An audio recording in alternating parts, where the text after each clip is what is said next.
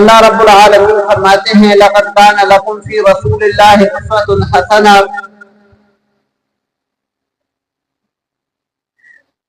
کہ مسلمانوں کے لیے، مومنین کے لیے، ایمان کے لیے لقد کان لکم، جو بندہ بھی قرآن مجید پڑھتا ہے، لکم کی ضمیر مخاطب کے لیے ہے، اور قرآن مجید کا اکثر جگہ پر اسلوب یہی ہے کہ مذکر کی ضمیر استعمال کر کے مؤنث کو اس کے ماتحت کر دیا جاتا ہے، اگرچہ بعض دفعہ عورتوں سے علیحدہ بھی خطاب ہے، لیکن قرآن مجید کا عمومی اسلوب یہی ہے کہ اللہ رب العالمین پاک پیغمبر صلی اللہ علیہ وآلہ وسلم کو مخاطب فرماتے ہیں یا مسلمانوں کو، صحابہ کرام رضوان اللہ تعالی علیہم کو مخاطب فرماتے ہیں۔ اس آیت میں بھی اللہ رب العالمین نے مسلمانوں کو مخاطب کر کے فرمایا ہے لقد کان لکم فی رسول اللہ اسوۃ حسنہ، کہ آپ صلی اللہ علیہ وآلہ وسلم کی زندگی میں تمہارے لیے کامل اور بہترین نمونہ موجود ہے۔ اس کے بعد تین چیزیں یا تین شرائط ذکر کی ہیں کہ جس انسان کے اندر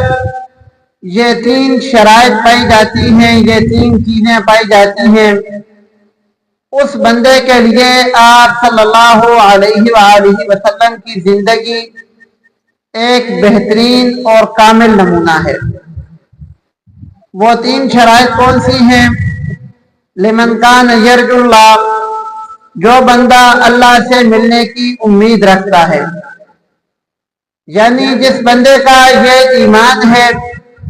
کہ اللہ رب العالمین نے مجھے یہ زندگی عطا فرمائی ہے اور اس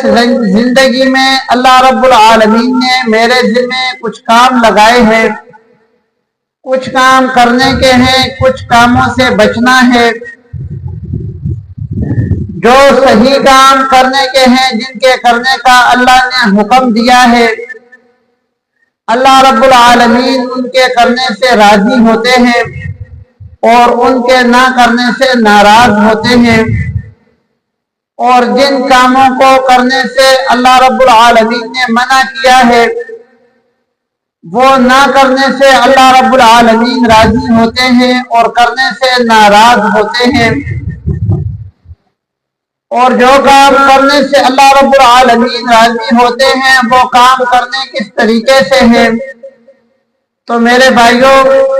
اللہ اور انسان کے درمیان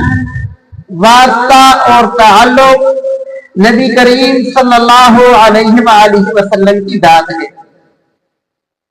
کہ جو بندہ اللہ رب العالمین کی ذات کے ساتھ ملاقات کا، ملنے کا، اللہ رب العالمین کے سامنے پیش ہونے کا عقیدہ رکھتا ہے اور اللہ رب العالمین کو راضی کرنا چاہتا ہے، تو آپ صلی اللہ علیہ وآلہ وسلم کی زندگی اس کے لیے کامل نمونہ ہے۔